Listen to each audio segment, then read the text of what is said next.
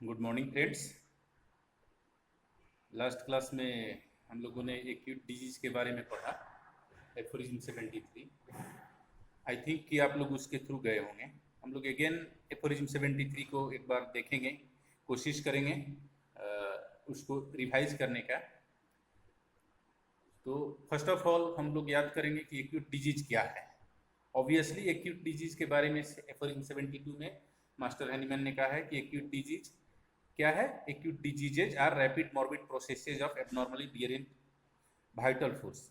Acute diseases are rapid morbid processes of abnormally deerent vital force which has a tendency to finish their course quickly, more or less, always in fixed time. Acute diseases का course जो है जल्दी से पूरा होता है और हमेशा एक निश्चित समयावधि में पूरा होता है। ठीक है, वो आप मेडिसिन दीजिए या ना दीजिए, उसका जो पीरियड है, टाइम है, उस टाइम में वो कंप्लीट हो जाएगा। वो आइदर डेथ होगा या रिकवरी होगा, इसमें से इसके अलावा कुछ और नहीं होगा, इसके अलावा और कुछ नहीं होगा। ये आपको माइंड में रखना है। तो एक्यूट डिजीज के लिए फर्स्ट चीज रैपिड होता है। सेकेंड चीज इसका जो कोर्स है ये ऑलवेज ऑलवेज एक फिक्स टाइम के अंदर पूरा होता है, ऑलवेज एक फिक्स टाइम के अंदर पूरा होता है। ये ध्यान में रखना है। आप मेडिसिन दीजिए या न दीजिए, ये डेथ या रिकवरी में ये मतलब कंप्लीट होगा। बट अगर मेडिसिन दीजिएगा तभी क्योर होगा, बिना मेडिसिन के क्योर नहीं होता है। ये ध्यान में रखना पड़ेगा। वो भी कौन सा medicine? Homeopathic medicine. Acute disease में अगर आप मेडिसिन नहीं दे रहे हैं तो वो रिकवरी होगा, क्योर नहीं होगा। ऑलवेज इसका जो पोस्ट इफेक्ट है वाइटलिटी के ऊपर एग्जिस्ट करेगा और इससे बाहर आने में बहुत टाइम लगेगा। फिर हम लोगों ने देखा कि एक्यूट डिजीजेज क्या है। तो एक्यूट डिजीजेज लैटेंट सोरा के एक्सप्लोजन के चलते होती है, ट्रांजिएंट एक्सप्लोजन के चलते होती है। हम लोगों ने जब कॉज को लेके एक्यूट डिजीजेज पे ध्यान देना शुरू किया, तो हमने देखा कि सेम कॉज सारे ऑर्गेनिज्म को, सारे इंडिविजुअल्स को इफेक्ट नहीं करते हैं। ऑब्वियसली अगर कॉज के चलते ये होता तो each and every individual will be affected, but ये कॉज के चलते नहीं हो रहा है। ये किस चीज के चलते हो रहा है? ये किसी और कारण से हो रहा है। वो और कारण क्या है? वो और कारण है मॉर्बिड ससेप्टिबिलिटी। मॉर्बिड ससेप्टिबिलिटी हमारे अंदर क्यों डेवलप होता है? क्रॉनिक मायाज्म्स के चलते। बैकग्राउंड में जो क्रॉनिक मायाज्म्स है उनके चलते हमारे अंदर मॉर्बिड ससेप्टिबिलिटी डेवलप होता है। क्लियर? यहाँ पे कोई कंफ्यूजन नहीं होना चाहिए। दैट इज वाई ये बोला गया है कि ये जो एक्यूट डिजीज है ये ट्रांजिएंट एक्सप्लोजन ऑफ लेटेंट सोरा के चलते होता है। सोरा क्रॉनिक मायाज्म जब आप लोग पढ़े होंगे, आप लोगों को पढ़ाया गया होगा, तो आप लोगों को पता होगा कि लेटेंट स्टेज में मायाज्म जो होता है वो कोई भी प्रत्यक्ष सिम्टम नहीं देता है, कोई भी सामने दिखाई देने वाला सिम्टम नहीं देता है।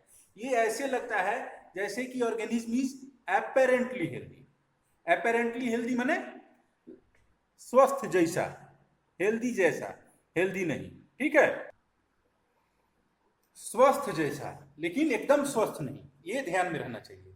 ये है एपेरेंटली हेल्दी का मतलब। तो लेटेंट सोरा उसके अंदर है। और जो बस हम लोगों ने क्या एग्जांपल दिया था कि ये जस्ट एक डायनामाइट या बारूद का एक ढेर है जहां पे एक चिंगारी का जरूरत है। भीगी हुई लकड़ी अगर कहीं पड़ी हुई है तो वहां चिंगारी लगेगी भी तो कुछ नहीं होगा, आग नहीं लगेगा। या ईंट अगर है कहीं रखा हुआ तो उस पर अगर चिंगारी पड़ती है तो आग नहीं लगेगा। बट केरोसिन है, पेट्रोल है, सीएनजी है या बारूद है, ऐसी चीजें अगर है, वहां आग का एक छोटा सा टुकड़ा जाएगा और भयानक विस्फोट हो जाएगा। भयानक विस्फोट हो जाएगा। सिमिलरली ये जो एक्साइटिंग कॉजेज हैं वो हेल्दी हेल्दी ऑर्गेनिज्म्स में, हेल्दी बॉडीज में कुछ नहीं कर पाती हैं, जस्ट एक इंडिस्पोजिशन क्रिएट करती हैं, अधिक से अधिक एक इंडिस्पोजिशन क्रिएट करती हैं।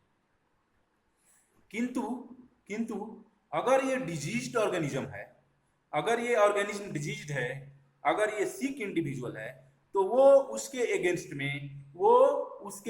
में बहुत ही वायोलेंटली रिएक्ट करेगा, डिसप्रोपोर्शनेटली रिएक्ट करेगा। तो ये डिसप्रोपोर्शनेट रिएक्शन एक्साइटिंग कॉज के चलते तो नहीं है। कल जो हम लोगों ने छत वाला एग्जांपल दिया था, बारिश हुआ लेकिन सबके छत से पानी नहीं टपका। किसके छत से पानी टपका? जिसका छत कमजोर था, जिसके छत में सीलन थी। सिमिलरली एक्साइटिंग कॉज के प्रति each and every organism expose होगा, बट जिसके अंदर ये लेटेंट सोरा एग्जिस्ट कर रहा है वही ये एक्यूट डिजीज बनाएगा, एक्यूट डिजीज डेवलप होगा। नो लेटेंट सोरा, नो एक्यूट डिजीज, अधिक से अधिक इंडिस्पोजिशन होगा। ठीक है, अब ये एक्यूट डिजीज हम लोगों ने देखा कि थ्री टाइप्स के हैं, बेस्ड ऑन द स्ट्रेंथ और वीरुलेंस ऑफ एक्साइटिंग कॉज। स्ट्रेंथ और वीरुलेंस ऑफ एक्साइटिंग कॉज 3 टाइप का है, एक तो इंडिविजुअल, दूसरा स्पोरेडिक एंड तीसरा इपिडेमिक। तीनों में इपिडेमिक वाले में जो एक्साइटिंग कॉज है ये इतना स्ट्रॉन्ग होता है कि यहाँ ससेप्टिबिलिटी का कोई विशेष रोल नहीं होता है। यहाँ पे ससेप्टिबिलिटी का कोई विशेष रोल नहीं होता है। यहाँ पे मतलब बहुत ही स्ट्रॉन्ग एक्साइटिंग कॉज होता है। सो ऐसे केसेज में हम लोगों को देखने को मिलेगा कि पॉपुलेशन में each and every individual affected हुआ है। मैंने आप लोगों को कल बोला था कि आप लोग पीएम से कम्युनिटी मेडिसिन के बुक से, पीएसएम के बुक से एक बार रिवीजन कर लीजिएगा इपिडेमिक डिजीज में के होम्योपैथिक कंसेप्ट में और जो अदर मेडिसिन का जो इपिडेमिक डिजीज का कंसेप्ट है, यहाँ पे थोड़ा डिफरेंस है। जो कि वहां पे कहा जाता है कि कोई भी हेल्थ रिलेटेड इवेंट अगर एक्सपेक्टेंसी के बियॉन्ड सोसाइटी में प्रेजेंट करता है तो इसको हम लोग क्या कहते हैं? इपिडेमिक। तो ये डिफरेंस है यहाँ और वहां में, इस चीज को आप लोग मार्क कर लीजिएगा। उसके बाद हम लोगों ने देखा था तीन टाइप के एक्यूट डिजीजेज, और ये तीनों टाइप के एक्यूट डिजीजेज के 3 तरह के कॉज। ठीक है, और इसमें 3 तरह का ससेप्टिबिलिटी का स्टेटस। तो आई थिंक यहां तक आप लोगों को कोई कंफ्यूजन नहीं है, कोई प्रॉब्लम नहीं है। अब इस सर्वे को, इस जनरल सर्वे ऑफ डिजीजेज को आगे बढ़ाते हुए एक्यूट डिजीज से हम लोग आगे आते हैं और हम लोग क्रॉनिक डिजीज की तरफ आते हैं। हम लोग एक छोटा सा चार्ट, एक छोटा सा डायग्राम ड्रॉ करते हैं। ये जो सर्वे ऑफ डिजीज है मास्टर हैनीमैन ने लिखा है उसके बारे में। उसके बाद हम लोग ग्रेजुअली आगे बढ़ेंगे। सबसे पहले नेचुरल डिजीज है ये। ठीक है, ये नेचुरल डिजीज है।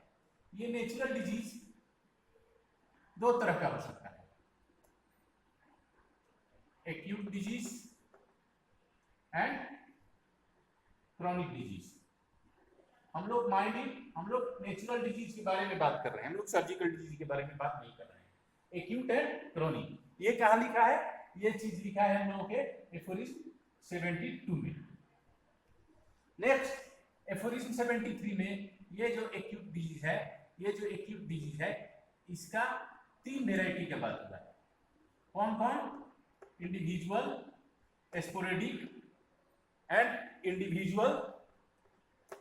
स्पोरेडिक और इपिडेमिक। एक्यूट डिजीज का 3 सब वेराइटी का बात हुआ 73 में। अब ये एक्यूट डिजीज का जो सर्वे है ये पूरा हो गया। ट्रीटमेंट वाला पार्ट हम लोग बाद में पढ़ेंगे, क्योंकि हम लोग 71 में डिस्कस किए थे कि कि चूंकि हम लोग 71 में डिस्कस किए थे कि हम लोग इस पूरे rest of section of organ of medicine तीन पार्ट में डिस्कस करेंगे। First part knowledge of disease, तो अभी हम लोग नॉलेज ऑफ डिजीज के बारे में चल रहे हैं, ठीक है। तो नॉलेज ऑफ डिजीज में हम लोग जनरल सर्वे ऑफ डिजीज कर रहे हैं, और जनरल सर्वे ऑफ डिजीज में हम लोगों ने नेचुरल डिजीज को 2 पार्ट में बांटा, एक्यूट एंड क्रोनिक। तो एक्यूट को हम लोगों ने देख लिया कि ये individual sporadic and epidemic disease है। यहाँ पे हमको लगता है कि आप लोगों को कोई कंफ्यूजन नहीं है, अगर कोई कंफ्यूजन है तो आप लोग पूछ सकते हैं, ठीक है। अब हम लोग एक्यूट डिजीज वाले पोर्शन को टेम्पोरली पॉज दे देते हैं। अब बात करते हैं क्रोनिक डिजीज का।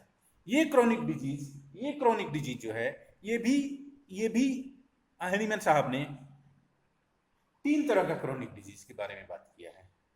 3 तरह के क्रोनिक डिजीज के बारे में बात किया है। पहला वाला क्रोनिक डिजीज ऐसा जो कि हनीमैन साहब के जमाने में भी बहुतायत एग्जिस्ट कर रहा था और अभी भी एग्जिस्ट कर रहा है। वो ऐसा क्रोनिक डिजीज जिसको हम लोग बोलते हैं artificial chronic disease. Artificial chronic disease का मतलब ऐसा क्रोनिक डिजीज जो कि आर्ट के द्वारा क्रिएट किया गया है। कौन सा आर्ट? एलोपैथिक आर्ट के द्वारा वो क्रोनिक डिजीज प्रोड्यूस किया गया है। ऑब्वियसली वो क्रोनिक डिजीज है नहीं, बट पेशेंट के ऊपर इतना इंसल्ट हुआ है कि वो एक क्रोनिक डिजीज का रूप धारण कर लिया है, और इसीलिए उसको आर्टिफिशियल क्रोनिक डिजीज कहा गया है। तो ये आर्टिफिशियल क्रोनिक डिजीज जो है हम लोग 3 एफोरिज्म्स में डिस्कस की हैं, 74, 75 एंड 76। ये क्रोनिक डिजीज टाइप दिखने वाले डिजीजों में फर्स्ट क्वेश्चन है आर्टिफिशियल क्रोनिक डिजीज, ठीक है, क्लियर। सेकेंड पोर्शन जो है वो है स्यूडो क्रोनिक डिजीज या इनएप्रोप्रिएटली कॉल्ड क्रोनिक डिजीज, ठीक है। इनएप्रोप्रिएटली कॉल्ड क्रोनिक डिजीज, ये हुआ हमारा फर्स्ट वाला, हुआ हमारा 74, 75 एंड 76। 74, 75 और 76। ध्यान देना है 74 में क्या है, कैसे ये होता है, कॉजेशन इसका कैसे कॉज होता है, ठीक है, कॉजेशन कैसे ये होता है। 75 में क्या है, 75 में क्या है, इसके कैरेक्टर के बारे में डिस्कशन हुआ है, एंड 76 जो है 76 जो है यहाँ पे डिस्कस किया गया है किस चीज के बारे में, इसके ट्रीटमेंट के बारे में। दूसरा वाला जो है हम लोगों का ये है इनएप्रोप्रिएटली नेम्ड क्रोनिक डिजीजेज, जिसको हम लोग स्यूडो क्रोनिक डिजीज कहते हैं। ये बेसिकली 77 में जिक्र हुआ है, और इसके बाद 78 से लेके 80 तक जो है हम लोगों का ट्रू क्रोनिक डिजीज, ये है ट्रू क्रोनिक डिजीज, जो कि क्रोनिक मायाजिन के चलते होता है, उसका जिक्र है, ठीक है, उसका जिक्र है। ये ध्यान देने वाली बात है। ये 3 तरह की क्रोनिक डिजीजेज हैं, ये हम लोग जनरल सर्वे कर रहे हैं क्रोनिक डिजीजेज का, ठीक है। तो हम लोग अब शुरू करते हैं फर्दर डिस्कशन एफोरिज्म 74 से। एफोरिज्म 74 में क्या है, ऑब्वियसली आर्टिफिशियल क्रोनिक डिजीजेज जो हैं उसको एक और नाम हम लोग कहते हैं एट्रियोजेनिक डिजीजेज। जो ट्रीटमेंट के चलते अगर कोई डिजीज डेवलप होता है तो मॉडर्न मेडिसिन में उसको एट्रियोजेनिक डिजीज कहा जाता है, ठीक है। कोई पेशेंट किसी काम के लिए, किसी कंडीशन के लिए अगर वो कोई मेडिसिन ले रहा है और उसके साइड इफेक्ट के चलते अगर उसको अंदर कोई पैथोलॉजी डेवलप होता है तो इसको हम लोग कहते हैं एट्रियोजेनिक डिजीजेज। बहुत सारी एट्रियोजेनिक डिजीजेज आजकल हो रही हैं, पहले भी होती रही हैं, हनीमैन के जमाने में भी थी। तो ये सारी चीजों का बढ़िया से डिस्कशन और ये करना है। और ये सारी चीजें जो है बेसिकली ध्यान दिया जाए तो हैनीमैन के ज़माने में भी एग्जिस्ट करती थी, उनके पहले भी एग्जिस्ट करती थी, और अभी तो मतलब पूछिए मत, अभी तो बहुत ही ज़्यादा हो गई है। अगर आप क्लिनिकल प्रैक्टिस में देख रहे हैं तो एट्रियोजेनिक डिजीजेज, एट्रियोजेनिसिटी हद से ज़्यादा हो गई है। इवन इवन कुछ सर्वे ऐसे कहते हैं, इजराइल में एक सर्वे हुआ था, यूरोप में एक सर्वे हुआ था कि जब जब डॉक्टर्स का स्ट्राइक हुआ था तो उस टाइम में mortality of patients were lower. जब डॉक्टर लोग हड़ताल पे थे तो उस समय पेशेंट्स का मॉर्टेलिटी कम हुआ था, और ये डाटा अवेलेबल है, आप लोग नेट पे सर्च करके देख सकते हैं कि तो क्रॉनिक डिजीजेज में तो ये एट्रियोजेनिसिटी का मतलब कमाल कहा जाता है। ठीक है, तो एफोरिज्म 74 में स्पेशली आर्टिफिशियल क्रॉनिक डिजीजेज के बारे में बात किया गया है, और यहाँ पे बोला गया है कि आर्टिफिशियल क्रॉनिक डिजीज कैसे होता है। यहाँ पे बोला गया है कि large ever increasing doses of allopathic medicine के चलते होता है, वेनेसेक्शंस के चलते होता है, ब्लड लेटिंग के चलते होता है। और सेम चीज आपको इस एफोरिज्म के फुटनोट में डिस्कस किया गया है। एफोरिज्म 74 के फुटनोट में एक हैनीमैन के आर्टिकल का जिक्र आया है, जिसको आप लोग अंडरलाइन कर लीजिएगा, जो फर्स्ट फुटनोट है 74 का, जहां पे लिखा है डाई एलोपैथिक इन वर्ट डे वर्मिंग एंड क्रेंके जेडर आर्ट। ठीक है, इसका मतलब होता है allopathy a word of warning to all sick person. Allopathy a word of warning to allopathy a word of warning to all sick person। ठीक है, ये हुआ allopathy award of warning to all sick person. ये कब publish हुआ था? 1831 में। I don't think कि ये आप लोगों के यूनिवर्सिटी एग्जाम के लिए इंपॉर्टेंट है, ये आपके यूनिवर्सिटी एग्जाम के लिए इंपॉर्टेंट नहीं है। किंतु यदि आप नीट के लिए प्रिपरेशन कर रहे हैं, एआईपीजीटी के लिए प्रिपरेशन करने जा रहे हैं, स्टेट पीएससी के लिए प्रिपरेशन करने जा रहे हैं, तो ये काफी इंपॉर्टेंट है, ये काफी इंपॉर्टेंट है। ध्यान देने वाला बात है, ये काफी इंपॉर्टेंट है, ये काफी इंपॉर्टेंट है, इसको आपको ध्यान में रखना होगा। इसका जिक्र कहाँ आया है? एफोरिज्म 74 के फुटनोट में, फर्स्ट फुटनोट में।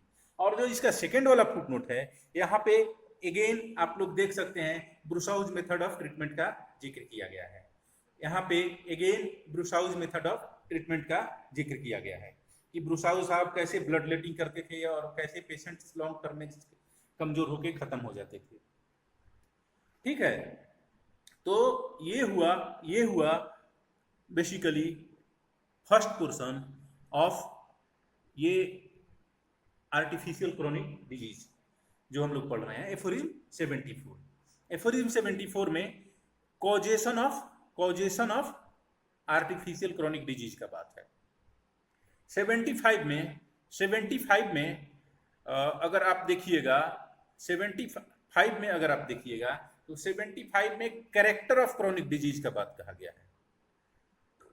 75 में कैरेक्टर ऑफ क्रोनिक डिजीज का बात कहा गया है कि, और यहाँ पे अंडरलाइन करने वाला बात है, और एक क्वेश्चन ये बार बार पूछा जाता है कि ये आर्टिफिशियल सबसे टफ डिजीज होम्योपैथी में कौन सा है क्योर करने के लिए? होम्योपैथिकली हैनीमैन ने किस डिजीज को सबसे टफ डिजीज का है क्योर करने के लिए? तो उन्होंने बोला है आर्टिफिशियल क्रोनिक डिजीज का।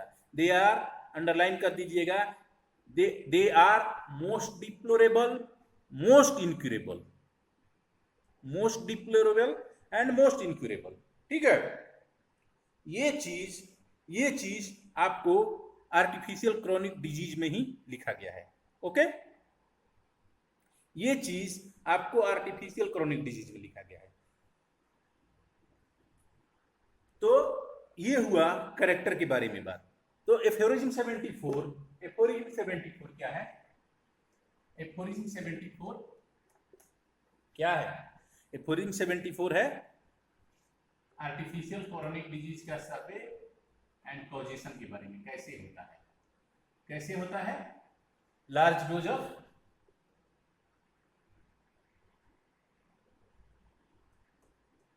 Allopathic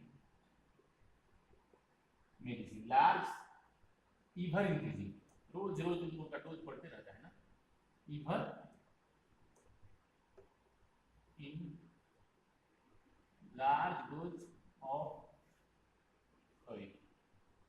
large ever increasing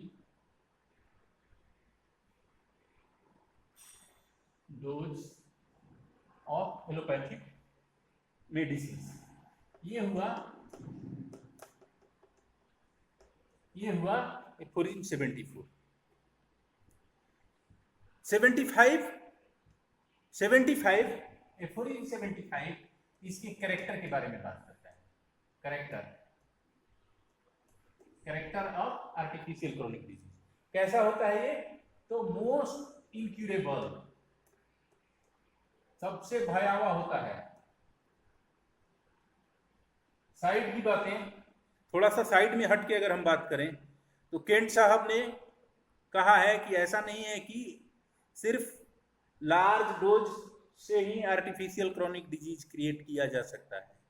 homeopathic medicine जो इन्फिनिटेसिमल डोज में होता है, हाईएस्ट पोटेंसीज का अगर large ever increasing repeated dose दे रहे हैं तो वो भी सबसे मोस्ट डेंजरस काइंड का आर्टिफिशियल क्रोनिक डिजीज प्रोड्यूस कर सकता है। माइंड इट केंट ने कहा है एक जगह, Kent lectures on homeopathic materia medica में कि I would like to live in between the negroes with double edged sword। मैं निग्रो लोग, बहुत खूंखार लोग होते हैं निग्रो लोग, और वो लोग मतलब वाइट लोग होते हैं, बहुत ही उन लोगों को गुस्सा आता है।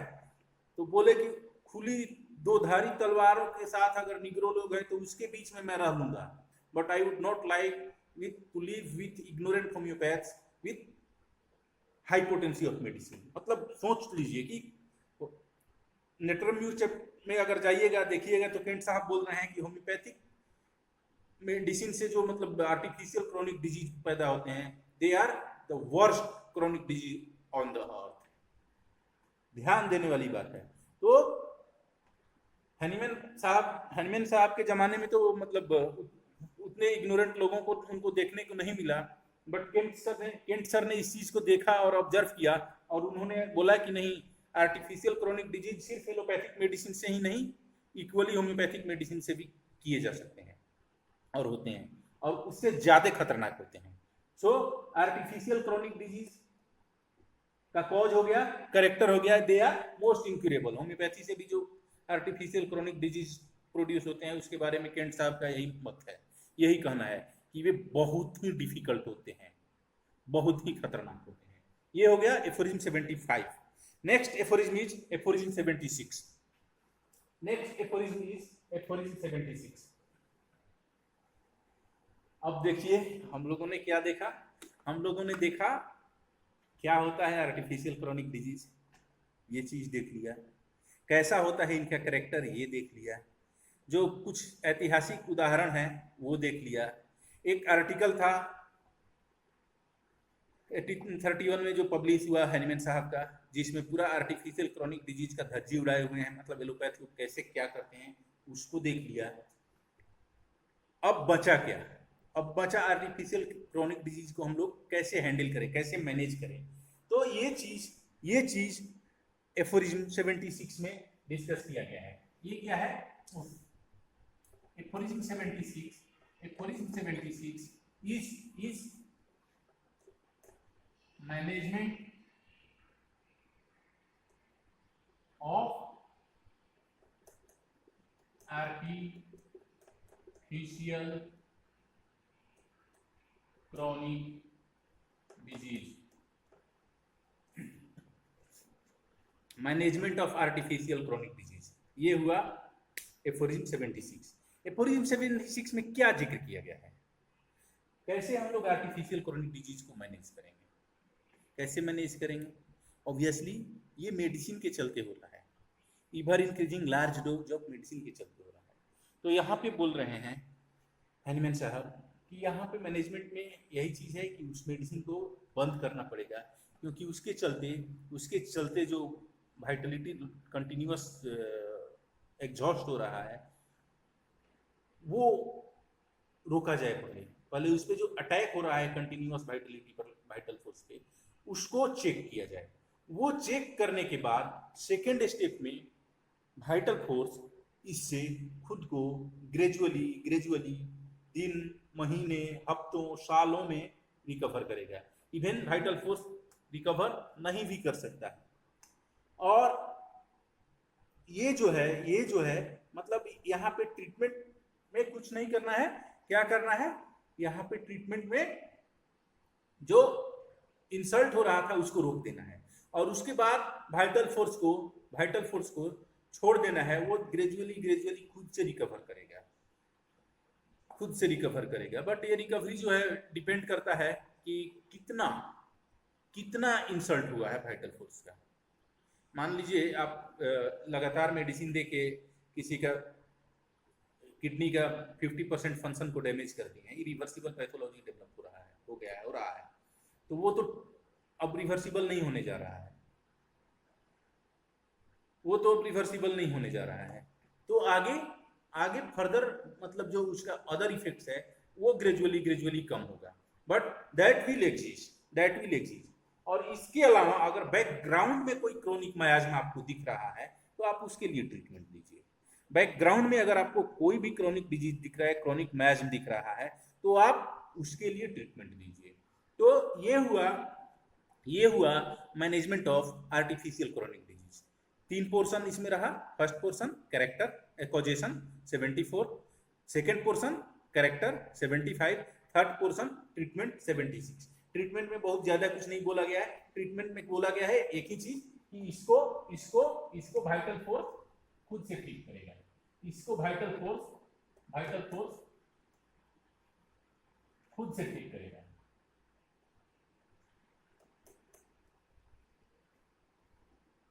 वाइटल फोर्स खुद से ठीक करेगा।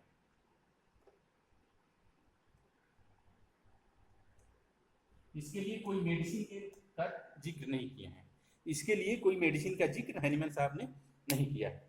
तो आई थिंक कि आप लोगों को आर्टिफिशियल क्रोनिक डिजीज समझ में आया होगा। आजकल का जो दौर चल रहा है, इसको बोला जा रहा है it is era of non communicable diseases. WHO इसके लिए कितना मीटिंग कर चुका है और बोल रहा है कि ये जो इरा है एपिडेमिक हो रहा है नॉन कम्युनिकेबल डिजीजेस का। और ये नॉन कम्युनिकेबल डिजीजेस क्यों हो रही हैं? Obviously large dose of continuous increasing allopathic medicine. इसके बारे में आप लोग देख सकते हैं कि WHO मतलब इस पे कितना टेंस्ड है इसको लेके। सो ये मतलब आप लोगों का आर्टिफिशियल क्रोनिक डिजीज का डिस्कशन मेरे एंड से हुआ। अगर कोई कन्फ्यूजन है, कोई क्वेश्चन है तो आप लोग मुझसे पूछ सकते हैं। Thank you.